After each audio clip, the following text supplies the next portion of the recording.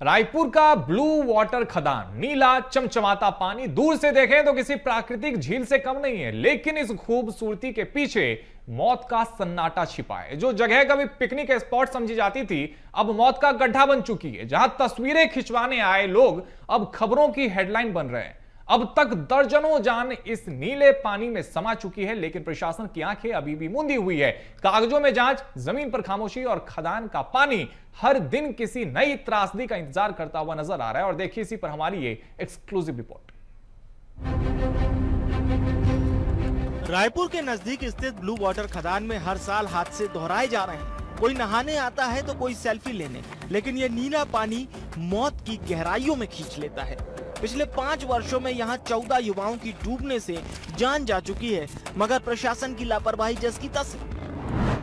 मौत का कुआं बना ब्लू वाटर खदान। नवा रायपुर में स्थित इस पत्थर खदान की गहराई 400 फीट। 31 अक्टूबर 2025 शुक्रवार को 2 छात्रों की हुई डूबने से मौत। जून 2023 में बीरगांव के 3 युवकों की ब्लू वाटर में डूबने से मौत। 2017 में देवेंद्र नगर की 17 साल की सुनैना की डूबने से मौत हुई। मई 2019 को दोस्तों के साथ गए 17 साल के मोहन वाक डूबने से मौत। मार्च 2023 को पिकनिक मनाने गए 2 दोस्तों की डूबने से मौत। खुदाई के बाद से खुला पड़ा है यह खदान। 400 फीट गहरी इस खदान में भरा है पानी। बीते 5 वर्षों में ले चुका है 9 जाने। माइंस क्लोजर प्लान के तहत खदानों की करनी होती है व्यवस्था। ब्लू वाटर खदान के चारों ओर ना कोई बाउंड्री, ना कोई देखरेख। ब्लू वाटर देखने में तो किसी झील की तरह नजर आता है, लेकिन ये पत्थरों की खदान है जो दर्जनों जान ले चुकी है। देखिए क्या है यहाँ का हाल। इस वक्त हम मौजूद हैं राजधानी रायपुर के ब्लू वाटर खदान पर, जहां पर जिसे मौत का खदान भी कह सकते हैं। इस खदान में करीब अब तक जो है 14 लोगों की मौत जो है बीते 5 वर्षों में हो चुकी है, जिसमें सबसे ज्यादा युवा या नाबालिग बच्चे हैं जो यहाँ पर तालाब में इस पूरे खदान में नहाने आते हैं। और इस पिछले लंबे समय से ये खदान ऐसे ही खुला पड़ा है, जिसके चलते आसपास के लोग यहाँ पर या कुछ असामाजिक तत्व लोग भी यहाँ पर आते हैं, पिकनिक मनाने आते हैं और शराब के नशे में इसी ब्लू वाटर में नहाने उतरते हैं। लेकिन इसकी गहराई का अंदाजा किसी को भी नहीं है। ये लगभग 300 फीट से भी ज्यादा गहरा ये पूरा पत्थर का खदान है, जो काफी पहले इसकी खुदाई हुई थी और अब इसमें धीरे धीरे देखिए कि जलस्तर जो है इसका बढ़ता जा रहा है और करीब 300 फीट ये गहरा खदान है। इस खदान को हम मौत का खदान भी कह सकते हैं, क्योंकि कई बच्चों की यहाँ पर डूबने से मौत हो चुकी है। कुछ युवा साथी मौजूद हैं। आप लोग यहाँ पर आते हैं, नहाने आते हैं, क्या लगता है कितना गहरा है ये? लगभग तकरीबन 400 फीट के आसपास है। हाँ, और ये है कि जिनको तैरना नहीं आता वो उनको ये तैरना नहीं चाहिए, सावधानी बरतना चाहिए।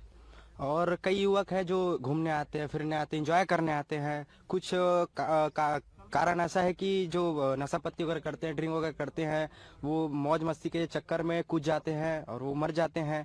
तो ये सब है कि सावधानी बरतना चाहिए। ठीक है, क्या लगता है यहाँ नशा करने वाले लोग ज्यादा आते हैं? यार नशा करने वाले लोग ज्यादा आते हैं और नशे के चक्कर पे अपने दोस्त को भी जबरदस्ती करते कई बार कि चलना भाई नहाएंगे वगैरह वगैरह करके। तो उसके कारण भी यहाँ बहुत लोग कूद जाते हैं मस्ती के चक्कर पे।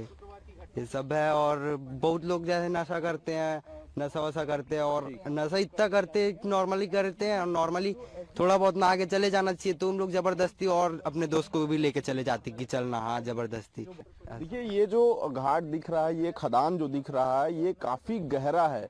और सबसे तकनीकी पॉइंट यहाँ पर ये है कि कल ही जैसे 2 दिन पहले यहाँ पर 2 युवकों की डूबने से मौत हुई, लेकिन एक युवक के शव को बाहर निकालने में 48 घंटे से भी ज्यादा वक्त लगा। इसका मेन रीजन ये है कि ये काफी गहरा है और जब पानी बहुत ज्यादा गहरा होता है तो जो नीचे का पानी होता है वो काफी ठंडा होता है। और ऐसे में जब मृतक का शव जब खदान के सबसे नीचे स्तर पर पहुंच जाता है, पानी के निचले स्तर पर पहुंचता है, तो वो डिकम्पोज नहीं हो पाता है, क्योंकि पानी काफी ठंडा होता है और ऐसे में उस शव को बाहर निकालना काफी मुश्किल होता है।